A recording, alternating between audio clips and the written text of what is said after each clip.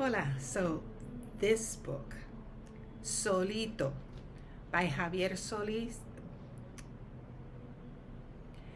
This book, Solito, by Javier Zamora, was entirely different from my previous experience with Buster Keaton. Solito is a memoir written by poet Javier Zamora about his journey, right, crossing the border from San Salvador when he was 9 years old. And most of the trip he did on his own. He was alone, so to speak. But what was so moving about this memoir is that it turns out that the people who accompany him after he separates from his father, his grandfather, he is on his way to be reunited with his father and mother in California. And he has been living for the first 9 years of his life with his mother and his grandparents. His grandfather takes the first leg of the trip with him to Guatemala.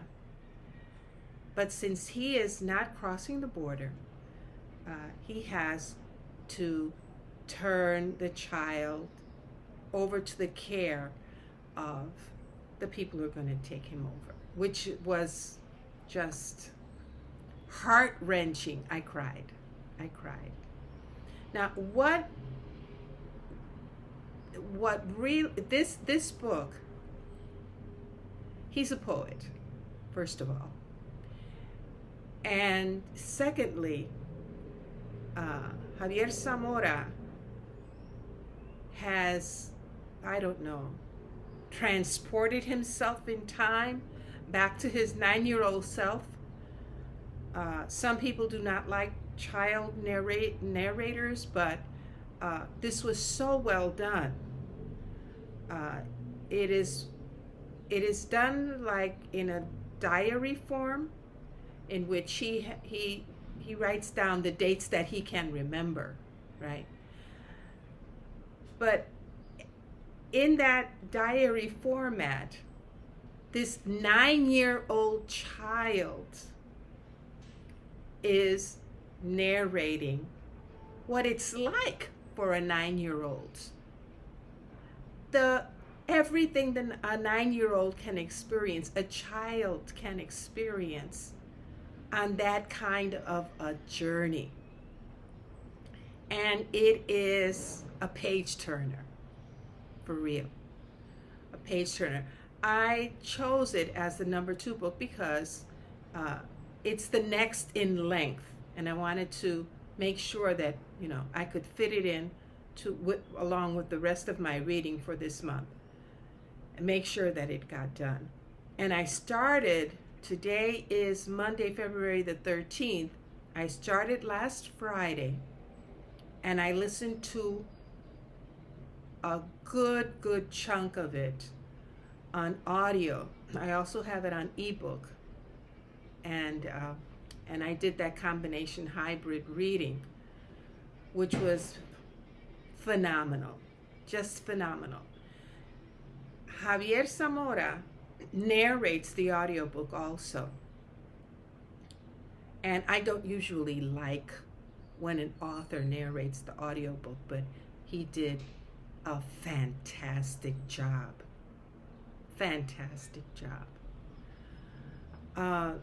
This book, this memoir, I finished the whole thing today. I did a marathon, listening and reading at the same time. It reminded me of a previous BookTube prize selection a memoir also from the point of view of a child. And this one was The Dragons, the Giant, the Women, a memoir about what a little girl remembered of her family's trek during the Liberian Civil War.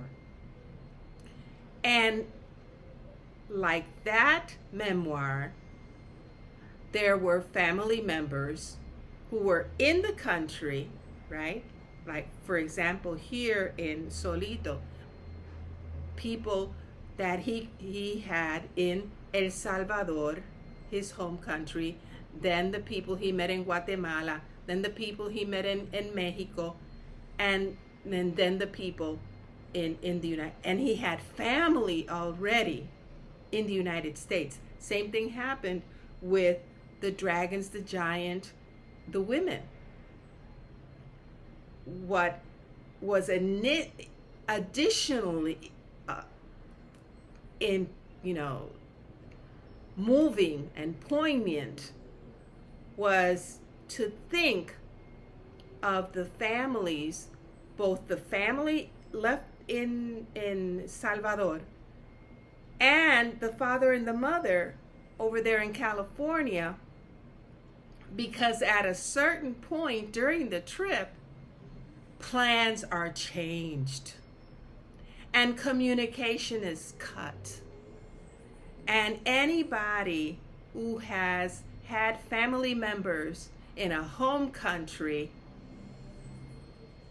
and communication is cut with family members in another place knows how harrowing that is, right? And how nerve-wracking that is.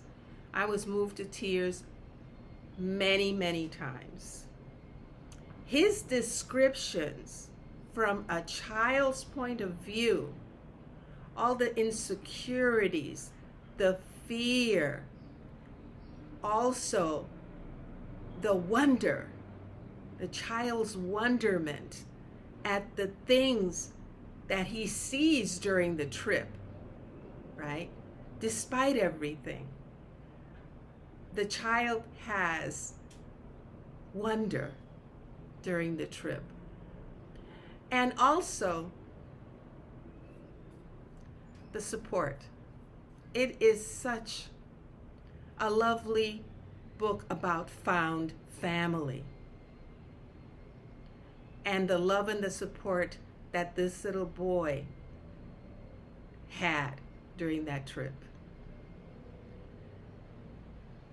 It was adventure from the beginning to the very end. I enjoyed it immensely. I did. We'll see where it ranks with the other books, but so far, it's way up there. Javier Zamora did a fantastic, fantastic job. Adios. Hi, it's February 14th, Valentine's Day, and I decided, well, I'm on a roll. Let me read the next Book2 Prize contestant. It is a series of essays by Amy Bloom called In Love. And I started listening to the audiobook, which I borrowed from the library, on my way to an appointment this morning, and I had to stop because I was not expecting what this is about. And I was driving and started to tear up, and that's dangerous, so I had to stop. I've continued reading after getting home, and I'm 57% in already. And I've decided I'm going to reread it as soon as I'm finished, because I want to take notes, since I've been listening to it as I drive and as I've been doing chores when I came back. I haven't been taking notes, and this deserves note taking. The topic hits close to my heart. It's a series of essays focusing on her husband's Alzheimer's and what she noticed before he was diagnosed, and then the diagnosis, and later on what they decide to do with it, which I'm not going to spoil. Took me completely by surprise. I was not expecting it. But I'm glad that she wrote about it. Um, at the beginning of the book, she quotes her husband, who says, "Please write about this." And I'm glad she did. See you later, alligator. Adios.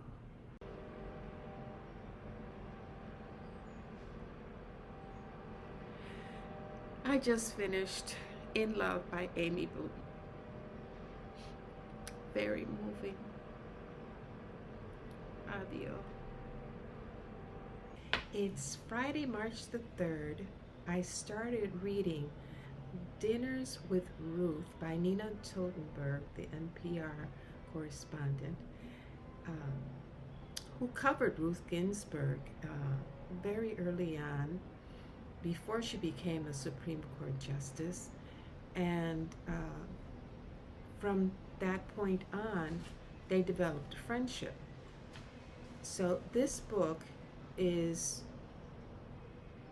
a memoir of that friendship and many, many other friendships that Nina Totenberg had. I'm almost done. I have just a few chapters left. I've been doing a hybrid reading, listening to the audiobook, which she herself narrates as an NPR, experienced person.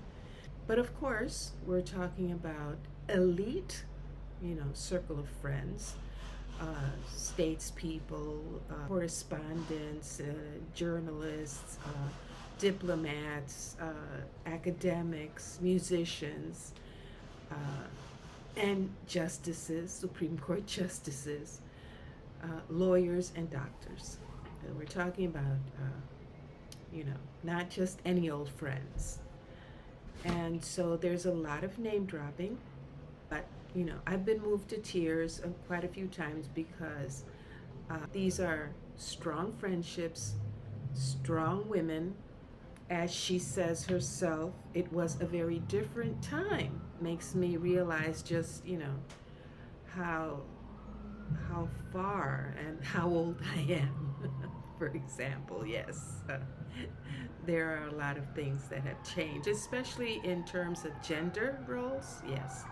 So I'm going to continue reading, and I hope to be finished later on tonight. Shouldn't take a long time. Adios. Hey, so I'm finished with um, Dinners with Ruth. I finished that on Friday, Friday evening. And as it was to be expected, uh, and because of their long friendship, the author writes about her last days uh, and highlights Ruth Bader Ginsburg's courage confronting all of the, not only her own health issues, but also her husband's health issues, and her strength throughout. Let me pause here because there's some kind of activity going on. Again, this is really more than just a tribute to Ruth Bader Ginsburg.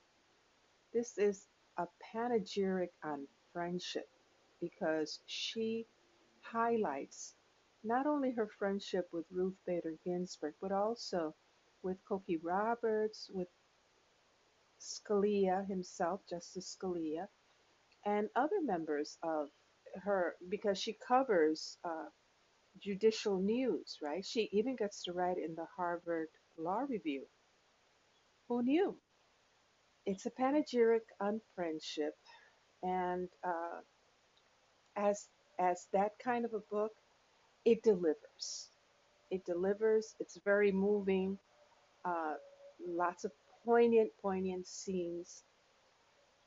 And it's also look back on her own career and on her own family. And for example, there's a whole section on how her father, who was a violinist, uh, had his Stradivarius stolen, a Stradivarius that was made in 17 something.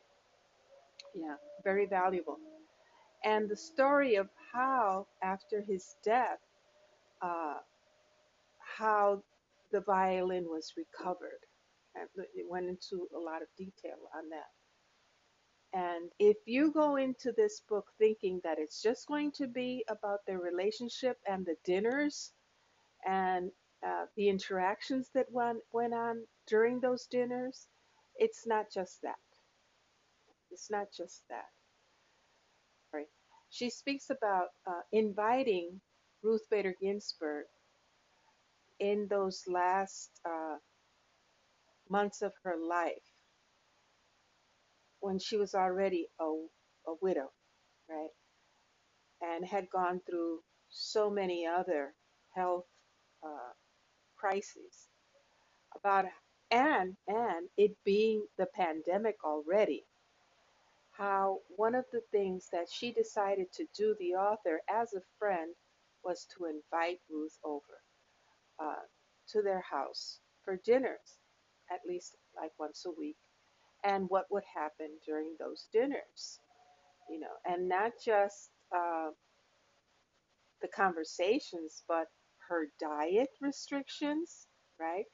The the disinfecting of the area, right? And keeping social distance, the gossip, because Ruth Bader Ginsburg, uh, despite her seemingly, demure and reserved personality, loved gossip. Uh, the routines that they had during those dinners. I enjoyed the book. Just go into it knowing that it's not just about dinners with Ruth Bader. Oh, another thing, I have to comment on this. It's also not a strict uh, account of Ruth Bader Ginsburg's uh, decisions on the court, right? There is some talk about some of the decisions, especially having to do with abortion in women and voting rights. That's mostly it. And some of the relationships that she had and friendships that she had with the justices. But of course, there's some things because you're not going to include everything in the book. For example, there is no mention at all of any controversial decisions that she may have made on the court, you know, and no mention at all about the Colin Kaepernick snafu. So, yeah, just keep in mind that this is a tribute to not only her friendship, the author's friendship with Ruth Bader Ginsburg, but friendships in general. Okay? So that's it. Adiós. Compare, póngase duro, que ahora sí que vamos a gozar.